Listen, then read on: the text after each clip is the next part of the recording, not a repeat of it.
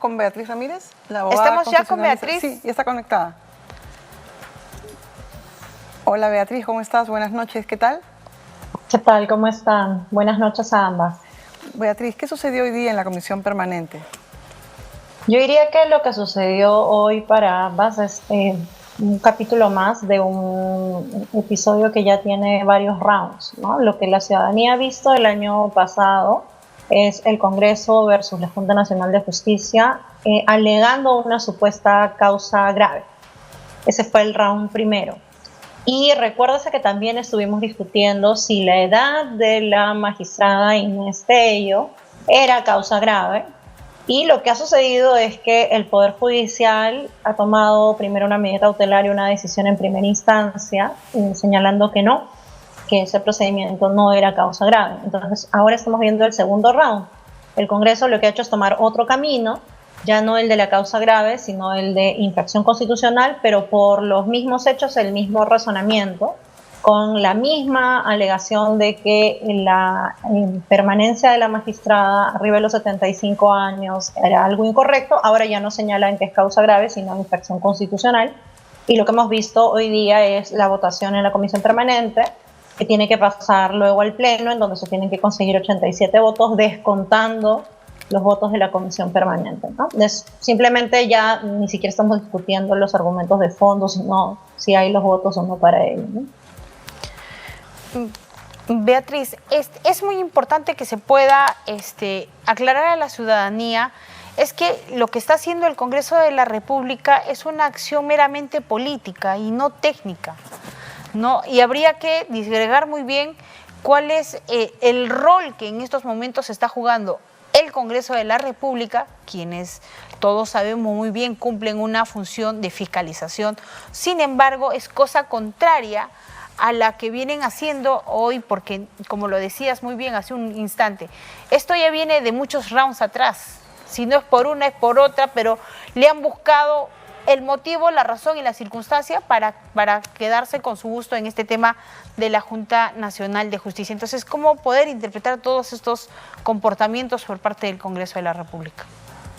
Una cosa que tú has mencionado y que es correcta es que lo que estamos viendo es una evaluación política. De hecho, las infracciones constitucionales están sujetas a valoraciones políticas. Lo que creo que está mal, si uno lo analiza con buena fe, es que el tener una valoración política, un juicio eminentemente político, no significa que no tiene que tener una razonabilidad de fondo. Es decir, ¿los votos importan? Sí. ¿Está bien que en un órgano como el Congreso se hagan mecanismos de control político de infracciones constitucionales? Sí, para eso existe ese procedimiento. Pero el que sea un órgano de deliberación política y que haya una cierta flexibilidad para analizar las infracciones constitucionales, no significa, o en un Estado de Derecho no debería significar, que las y los congresistas pueden hacer lo que les da la gana. Entonces tendría que haber algún nivel de razonabilidad en lo que tú vas a alegar como infracción constitucional. Entonces lo que tendríamos que preguntarnos es, el haber decidido que la magistrada Inés Tello tiene que quedarse con los 75 años cumplidos, es claramente una infracción a la Constitución, y es allí donde creo que radica el problema. Lo que está haciendo el informe del congresista Esdras Medina, para quienes hayan tomado el trabajo de leerlo, como yo lo he hecho, y seguramente muy pocas personas lo han hecho, porque todo el mundo opina sin leer, es que lo que él defiende es una argumentación literal. A la letra, el informe lo que dice es que en su forma de leer la Constitución hay que proteger una interpretación eminentemente literal de la Constitución. Lo dice así su texto. El problema de eso, para todas las personas que nos siguen a través de Nativa, es que las interpretaciones de la Constitución no son solamente literales, como asume el congresista. Lo que él llama tergiversación de la misma literalidad del texto constitucional es un error, porque nuestra jurisprudencia constitucional lo que te dice es que para interpretar la Constitución la literalidad es una forma, pero no es la única. Uno podría haber hecho otra interpretación. Entonces, en este caso, la Junta ha hecho otra interpretación. Entonces, lo que tendríamos que preguntarnos es, por haber hecho otra interpretación, te puede gustar o no gustar, pero no es jurídicamente incorrecta. por tener una interpretación diferente te voy a votar por hacer una infracción constitucional, solamente porque tu criterio jurídico es diferente. Es decir, vamos a usar las infracciones constitucionales en el Perú porque tu posición jurídica no es igualita a la mía y lo voy a usar como un mecanismo de venganza para quienes no piensan igual que yo, aunque no sea arbitrario. Eso es lo que está mal, porque uno puede discrepar, en los estados de derecho está bien discrepar. Lo que no está bien es usar el derecho sancionatorio, inclusive el derecho sancionatorio de índole político que te da ciertas flexibilidades como esto, para sancionar criterios jurídicos diversos, ¿no? ¿Qué es lo que se está haciendo acá? Y que, en mi opinión, es lo que está mal. Una de las cosas que también están sucediendo entre las varias faltas es que la Fuerza Popular, sobre todo la congresista Marta Moyano, es parte de la investigación del operativo Valquiria, y eso no la ha eximido a ella de votar, digamos, en la comisión permanente y votar a favor que se vayan todos los miembros de la Junta. Digamos, esta conducta donde está Fuerza Popular, digamos, tomando una acción directa, que también lo tiene Fuerza Popular, porque Perú Libre con Vladimir Cerrón, ¿no invalida lo que han hecho hoy día, Beatriz? Lo que diría es que inclusive antes de analizar la conducta de la congresista Moyano, la misma Junta ha planteado un problema con el congresista delegado, que es el congresista Edras Medina. El congresista Edras Medina ha adelantado su posición durante muchos meses a favor de que la Junta Nacional de Justicia sea removida y sin embargo fue elegido delegado y se conservó su delegatura. Él es el que ha sustentado esto de que hay que preservar la literalidad en la interpretación de la Constitución. Para todo el mundo era previsible que eso era lo que iba a decir. Entonces, en un procedimiento, escoger a alguien que ya tú sabes qué es lo que va a decir porque lo ha dicho meses atrás, digamos, ya es como bastante obvio que lo estás poniendo ya ni siquiera solo a decidir, sino a armar el informe de fondo. Y eso es algo que la defensa de la Junta ha objetado y bueno, el Congreso ha decidido no tomar ninguna carta en el asunto, ¿no? Obviamente el congresista ni siquiera decidió inhibirse, ¿no? O sea, ya hay una falta original allí. Se supone que en los mecanismos de debido procedimiento se pide un mínimo de imparcialidad, al menos de los órganos que plantean la investigación, ¿no? Por eso es que era tan importante que el congresista delegado que ve la investigación tuviera algún nivel de distancia, porque es el que propone el informe que se vota primero en la subcomisión de acusaciones y es el que se ha pasado hoy día a la comisión permanente, pero bueno, ya estamos viendo que básicamente eso es un tema de fuerza de votos y no precisamente de argumentos o debido procedimiento, ¿no? Claro, y ahí justamente íbamos en el tema de la fuerza del voto en el sentido de haciendo gala de haciendo uso de la debida interpretación. Claro, ese es el argumento y la respuesta que la mayoría de los congresistas sostienen en las entrevistas, ¿no? Nosotros hemos hecho la debida interpretación. ¿Cómo se hace la debida interpretación constitucionalmente hablando en el Congreso de la República? Tal cual, yo creo que eso es un poco la idea que la ciudadanía tiene que tener presente, ¿no? Lo que estamos viendo hoy día es a un Congreso que lo que sostiene es que hay que sancionar a quien no interpreta como tú. Es más o menos como usar el derecho sancionador político que existe. Nadie niega que el Congreso lo tiene, o al menos yo no lo niego, pero lo que estamos legitimando es que el Congreso pueda usarlo como vendetta sancionadora a quien no sostiene la misma posición jurídica que la tuya. ¿Es eso correcto en un Estado de Derecho? Es decir, si una persona no sostiene la misma tesis que tú en términos de interpretación y no es arbitraria su mirada, sino que no es la tuya simplemente, ¿le sancionas? Porque sostiene una interpretación diferente de la tuya, entonces vamos a usar el derecho sancionatorio para sancionar a nuestros opositores. Eso va a ser nuestra herramienta de persecución, la que querramos usar. Para eso sirve el Estado de Derecho. O más bien el Estado de Derecho tendría que ser nuestra última opción para las conductas que son realmente gravísimas y que tienen que hacer que ninguna persona que tenga conversaciones con otra para lidiar con empresas, por ejemplo, ¿no? Para canjear el voto por favores personales, para que te pongan en un puestito acá, que voten un votito por acá, que te archiven una investigación por acá, o para esas cosas es que vamos a usar las infracciones políticas, por ejemplo, y los procedimientos de control en el Congreso. Lo vamos a usar para las conductas estas, en donde la gente tiene estos cuchipangas, vamos a ponerlo así, de transacciones por los beneficios más de carácter particular, o lo vamos a usar por sus criterios jurídicos. ¿Para qué queremos usar el derecho sancionatorio? Claro. Para mí es un tema tan sencillo como eso. Que le quieran desde el Congreso dar otra connotación, creo que es básicamente ya el presentar su propia posición política para legitimar sus actos, ¿no? ¿Cómo se compara esta infracción constitucional con la cual se quieren destituir e inhabilitar a los miembros de la Junta Nacional, que son 7, con lo que sucedió en 1997 con Aguirre Roca, Rey Terry y Delia Reboredo? Luego de que pasó lo de los miembros del Tribunal Constitucional, se creó el procedimiento al que se están sometiendo ahorita los miembros de la Junta Nacional de Justicia. Entonces, ahorita lo único que queda es pensar en términos de debido procedimiento en la votación, porque ya he escuchado algunas voces un poco extrañas. Me explico. En el momento en el que pasó lo del Tribunal Constitucional a fines de los 90, no había ninguna regla escrita sobre cómo debías aplicar las infracciones constitucionales. No había nada escrito. Ahora lo tenemos detallado en el reglamento del Congreso. Y el reglamento del Congreso lo que dice es lo siguiente. Las personas que ya votaron en la comisión permanente y los procedimientos internos de la comisión permanente no pueden votar cuando esto vaya al pleno en marzo, y sus votos no entran a contar dentro de los 87 votos. Es decir, los 2/3 que hay que lograr, los 87 votos, los tienes que contar descontando a todos los que han votado hoy día. ¿Por qué? Porque si no, tendrías personas que votan doble. Es decir, votan hoy día en los procedimientos de investigación y el órgano que va a sancionar, que es el pleno, estaría hecho por gente que vota doble.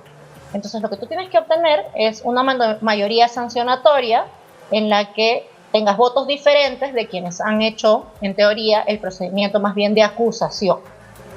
Entonces, ¿qué voces hay ya sonando por ahí? Diciendo, no, sí pueden votar. Pero el reglamento del Congreso es claro. Luego de la destitución de los magistrados a finales de los 90, cuando regresamos a la democracia, se estableció esa regla con claridad. La regla con claridad te dice que los 87 votos los tienes que conseguir descontando a todos los congresistas de la Comisión Permanente. Es decir, más o menos como los 30 que integran la Comisión Permanente, la Subcomisión, es decir, todos los que han estado hoy día, por ejemplo, Juárez, Aguinaga, Esdras Medina, todos ellos, todos los que han estado y conforman la Comisión Permanente y la Subcomisión de Acusaciones Constitucionales, por lo tanto, ninguno debería contarse para la mayoría de 87 votos. ¿Por qué? Porque las infracciones constitucionales son una cosa absolutamente excepcional y por lo tanto debe ser difícil de conseguir los 87 votos. Ahora, ¿es fácil conseguir en este Congreso 87 votos descontando? Sí, si no piensen en las inhabilitaciones que han tenido los expresidentes Vizcarra, algunos ministros, ¿no? Se puede, pero tienes que hacerlo jugando esa regla, ¿no? Ya alguna gente, como está viendo que no va a llegar probablemente a los 87 votos, quiere romper esta regla que se conquistó luego de la arbitrariedad que pasó a fines de los 90 con los integrantes del PSOE. O sea, Patricia Juárez lo que está diciendo es que pueden votar los miembros de la Comisión Permanente. Y algunos constitucionalistas, colegas, lo que están diciendo es que eso no está en el texto de la Constitución y a la Constitución nadie le puede poner recortes porque eso está en el reglamento del Congreso y eso es incorrecto. Bueno, porque entonces, cuando tú haces memoria, esa regla del reglamento del Congreso tiene historia y la historia es la destitución de los magistrados del TC. Y aquí yo quisiera resaltar, acudiendo a que soy más vieja de las que estamos aquí presentes, que Marta Chávez estuvo presente en esta votación y estuvo presente en el comité que asesoró, y Marta Chávez ahorita es parte del equipo, digamos, jurídico de Fuerza Popular y del Congreso.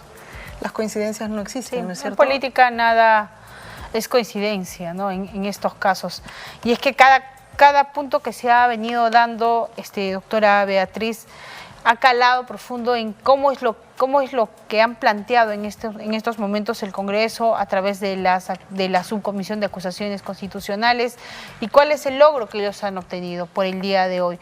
Pero, a ver, siendo un poco más visionarios más adelante, porque sabemos que esta situación va a ser sometida al Pleno del Congreso de la República.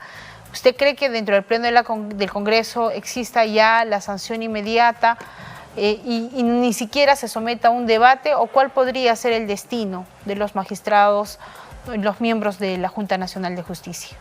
Si unimos lo que tú mencionas con lo que mencionaba hace un momento Paola, como ya pasó lo del TC en los 90 y fue un desastre, el reglamento del Congreso ahora escribe un procedimiento. ¿Qué dice ese procedimiento? Cuando tú te presentas al Pleno, tienes derecho a que vayas tú con tu defensa y tomes uso de la palabra ante el Pleno. Y en ese uso de la palabra, bueno, te tienen que escuchar, obviamente acá sabemos que no es un tema de argumentos, pero por eso yo hacía hincapié en que la regla principal, que creo que es la que está en juego y a la que la ciudadanía realmente tiene que estar atenta, es a que a la hora de votar los 87 votos, esos 87 votos se tienen que contar descontando a la gente que ya votó ahora en la comisión permanente, que integra en la comisión permanente, haya estado o no haya estado, es decir, a toda la gente que figura en la nómina de la comisión permanente, a todos hay que sacar. ¿Por qué eso es importante? Porque de los 130 congresistas, descontamos, son como 30, si mi mente no es infiel, ahora en esta comisión permanente. Entonces, tienes 100 congresistas más o menos, y de esos 100 tienes que conseguir 87. Entonces ya la cosa está un poquito más difícil. Por eso es que se quieren hacer estas suertes de interpretaciones auténticas, ¿no? Entonces es bien gracioso porque se quiere lograr una infracción constitucional por haber hecho una interpretación no literal, ¿no? Y buscando más bien una fidelidad, una interpretación literal, pero a las reglas que están en el reglamento del Congreso de procedimiento se les quiere dar otro sentido cuando los votos no te alcanzan, ¿no? Porque, sinceramente, es un tema de votos. Como tienes que lograr 87 de 100, descontando estos 30, las personas más entusiastas que debemos declarar no van a votar, pues, o no deberían votar. Entonces, ya, si vemos ya un atropello, un salto de esa regla mínima que tenemos en el reglamento del Congreso hace más de 20 años, porque la pusimos hace más de 20 años, luego del retorno a la democracia, luego de que pasara todo esto con los integrantes del Tribunal Constitucional, y esa misma regla se ha aplicado para todas las inhabilitaciones que han pasado de todos los funcionarios previos. Si vemos que esa regla no se respeta es porque ya no importa nada, ¿no? Solo el objetivo de te quiero votar porque hay demasiado en juego, ¿no? Y ya eso es ya como lo peor del Estado de Derecho, es como desconocer ya flagrantemente ya porque me interesa, ¿no? ¿Cuál es el papel Por eso es que creo que es lo más importante. Gracias. ¿Cuál es el papel de la comunidad internacional, digamos? Porque así como en el 97 hubo este atropello y hubieron muchos pronunciamientos, sobre todo la Embajada de Estados Unidos y la preocupación de que el Perú ya estaba entrando un camino más, o sea, digamos, ya literalmente autoritario, abiertamente autoritario. En este momento, ¿cuál sería después de esta decisión en la cual, si violan esta norma de que voten también los de la Comisión Permanente, como si lo has repetido varias veces es porque parece que puede suceder, Beatriz, aquí la cosa está muy fea, muy dura, ¿cuál es el papel de la comunidad internacional? La comunidad internacional usualmente pone buenos oficios, pero hay buenos oficios que asustan más que otros, ¿no? Por ejemplo, nosotros recordamos, quienes seguimos un poquito las noticias, que algunos países de Centroamérica, la Embajada de los Estados Unidos les ha aplicado algunas sanciones. Por ejemplo, algunos funcionarios que están involucrados en actos o de corrupción o de violación a reglas básicas del Estado de Derecho, lo que ha hecho los Estados Unidos es imponerle a esas personas prohibición de ingreso a los Estados Unidos. Entonces, claro, puede parecerle nada, es una sanción, digamos, muy, muy norteamericana, pero eso es como una jaladita de atención de, mira, a las cosas que tú estás haciendo no me parecen, entonces, por lo tanto, yo no te voy a dejar entrar a mis fronteras, ¿no? Ya, esos son gestos políticos, porque finalmente, si se dan cuenta, es diplomacia, ¿no? La esfera internacional se maneja así. Entonces pueden sacar pronunciamientos, claro, pero claro, esas cosas son gestos que le hacen sentir a las autoridades de los países que no están transitando por un buen camino. Pero para diciembre se sacaron algunos pronunciamientos con ocasión de que lo de la causa grave, en ese tiempo era causa grave contra la Junta Nacional de Justicia, estaba avanzando, a pesar de que había una decisión en medida cautelar, seguía avanzando en el Congreso, y las embajadas de los Estados Unidos, junto con otras, recuerdo, países europeos, sacaron un pronunciamiento, y entonces ahí como que se paró un poquito la cuestión, y bueno, entramos al receso parlamentario, ¿no? Claro. ¿Eso puede terminar de disuadir? Podría, ¿no? Podría, pero depende siempre nuevamente de las decisiones y la responsabilidad parlamentaria. Claro, más aún cuando lo que se está viendo y la población peruana está visorando es más una jugada política en estos casos, ¿no? Y el objetivo principal de ellos es traerse abajo a los miembros de la Junta Nacional de Justicia. Beatriz, muchísimas gracias, muy gentil aquí con nosotros en Nativa. Muchísimas Muchas gracias. Muchas gracias a ambas. Solamente quisiera decir que independiente también de que las personas de la Junta nos puedan caer bien o mal, ¿no? O sea, a propósito de lo del magistrado Ávila, yo quiero que hay que recordar que muchos de los magistrados que han sido electos no necesariamente siquiera habían tenido que ser los mejores, ¿no? El magistrado Ávila tenía denuncias de plagio de cuando fue elegido, y sin embargo, quienes creemos en la institucionalidad, teníamos que defender la gente que está electa, no porque sea lo mejor de lo mejor, sino porque está electa.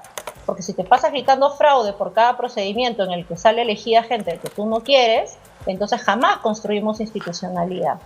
Entonces, creo que por eso es bueno que la ciudadanía se dé cuenta de que te puede caer bien tal magistrado, tal magistrada de la Junta, te puede parecer chinchoso, chinchosa, no importa.